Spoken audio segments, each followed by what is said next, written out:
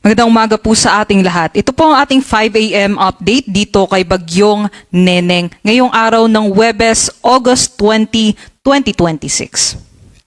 Base nga po sa ating latest analysis dito kay Bagyong Neneng, ito po'y mas bumilis ang kanyang paggalaw at sa ngayon ay nasa may karagatan po ito o mga katubigan sa silangan ng Taiwan, 390 kilometers northeast naman ng Itbayat, Batanes. Napanatili niya ang kanyang tropical depression category, 45 kilometers per hour pa rin po ang taglay na hangin malapit sa gitna at 55 kilometers naman yung kanyang pagbugso.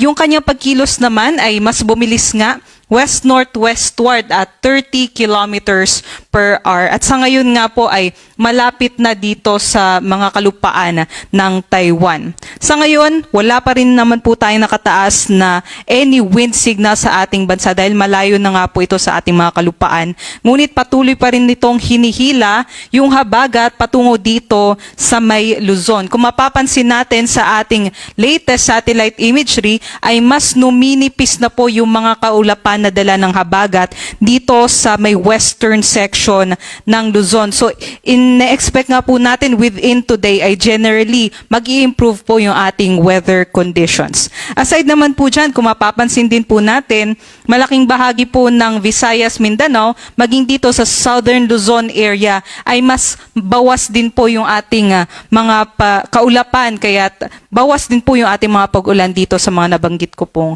lugar. Meron din po tayong binabantayan na dalawa pa na bagyo itong isa po mas malapit sa ating mga kalupaan, tropical depression o mahinang bagyo sa kanluran naman ng extreme northern Luzon, 1,100 kilometers west of extreme northern Luzon, tropical depression category, ganun pa din 45 kilometers per hour ang kanyang taglay na hangin at 55 kilometers per hour naman po yung kanyang pagbugso.